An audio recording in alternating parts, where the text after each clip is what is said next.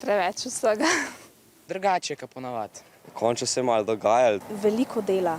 Septembra so najprej nekaj časa posvetili utrjevanju lanske snovi, takoj zatem pa skušali speljati čim več dnevov dejavnosti, ki bi jih težko nadomestili, če bi se šole ponovno zaprle. Naša strategija je bila, da ponudimo otrokom tisto, kar jim trenutno manjka. Gibanje in socializacija. Samim znanjem in učno snovjo se nismo toliko obadali, ker menimo, da vedno lahko učenci nadoknadijo.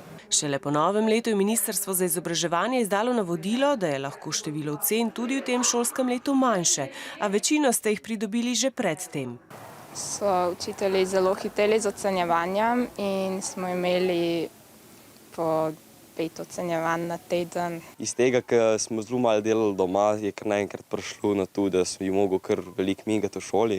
Pa učitelji mogoče malo več zahtevajo od nas. Na Zavodu za šolstvo pa pravijo, da so šolam že na začetku dali navodila, naj ne hitijo z ocenjevanjem, ampak naj sproti spremljajo, kakšno je znanje učencev. Učenci tako več ustvarjajo, več berejo, več delajo na eksperimentalnem delu. Mi naslavljamo učitelje, da naj ne zmanjšujejo standardov znanja.